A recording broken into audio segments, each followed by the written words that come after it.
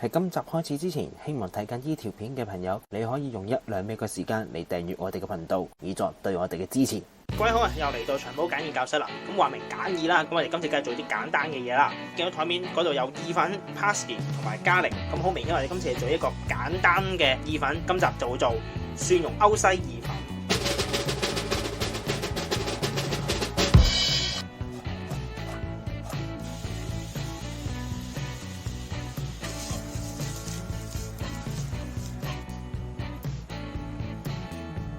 材料都好簡單，一眼睇晒嘅，就係得呢3種材料嘅啫。最後啦，我哋就會刨翻少少檸檬皮上去，令個味更加香嘅。意粉我就唔喺度多講點整啦，因為之前已經講解過嘅，可以睇翻大蝦意粉嗰條片就知噶啦。但係另外有樣嘢想同大家講翻就係，因為有陣時會見到我哋啲標題會啊，成日寫住素食、純素，到底有咩分別呢？其實素食同純素係唔同嘅。喺外國嗰度佢哋會係分 vegan 同埋 vegetarian。vegan 就係解純素 ，vegetarian 就係解素食者。佢哋之間有咩分別呢？就係 vegetarian 佢哋係可以食某部分動物類嘅產品嘅，例如芝士、雞蛋呢啲佢哋係可以食嘅，所以咧佢哋係會一種叫做蛋奶素嘅。顧名思義個名就係可以食蛋同奶類產品嘅素食者。vegan 嘅係純素食者咧，佢哋就唔可以食啦，因為佢哋嘅定義就係凡親牽涉到動物或者可能昆蟲呢一啲咧，佢哋係唔會食嘅。例如芝士、雞蛋呢啲佢哋全部唔食得嘅，甚至蜜糖佢全部都唔會食嘅，所以佢純粹係會食一啲係嚟自大自然嘅嘢，通常會係食蔬菜或者堅果類為主嘅。呢個就係 vegan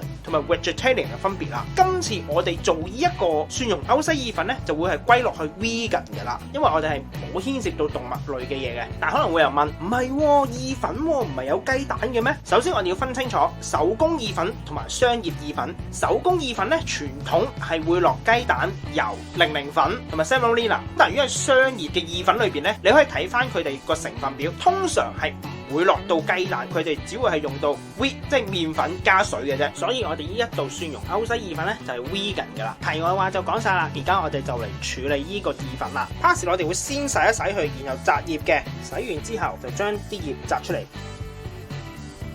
菌咧你就可以留翻嚟煮高湯用嘅。摘完葉後我哋就會切碎咁，切唔係切絲，先搭起佢，然後捲。切完絲之後，將佢擰過嚟，盡量砸碎佢就可以噶啦。整埋其他先。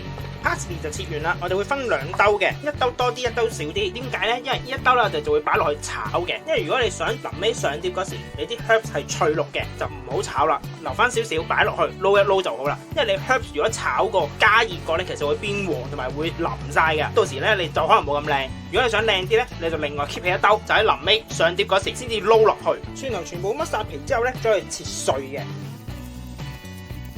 就係咁樣。先切晒所有蒜頭先。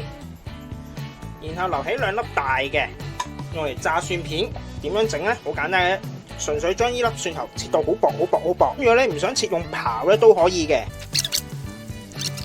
千祈唔好拍扁佢，因為你拍扁咗佢咧，佢就唔完整噶啦。蒜片切完之後，可以先浸一浸水，將佢入邊嘅潺浸咗出嚟，浸佢大約10分鐘得噶啦。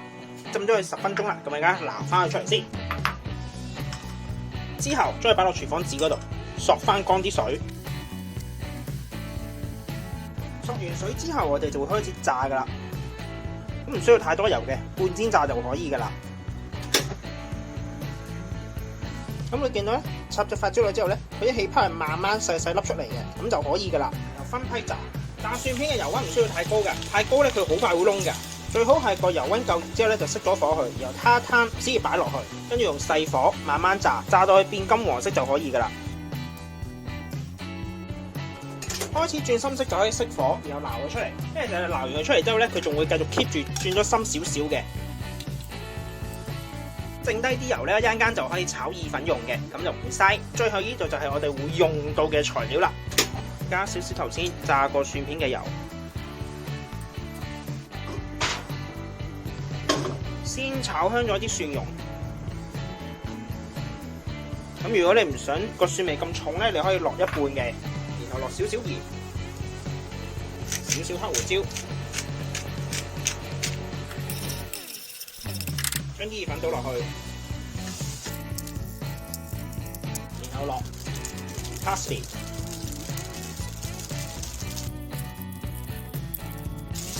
到最後我哋熄咗火之後上碟前落翻少少 parsley 落去，跟住兜勻佢，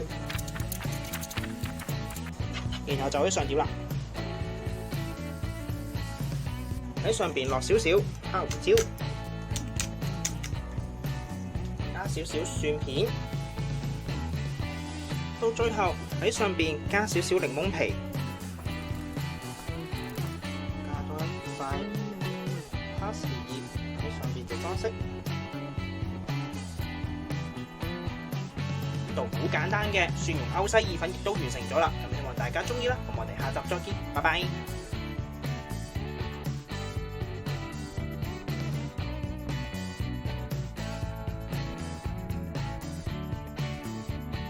今集亦都差唔多啦，多謝各位嘅收睇。詳細嘅食譜我哋會 post 喺 Facebook 專頁嗰度，有興趣嘅話，各位可以上去查閱。另外，如果中意我哋頻道嘅話，希望你哋可以訂閱我哋嘅頻道，以作對我哋嘅支持。希望大家中意啦，我哋下集再見，拜拜。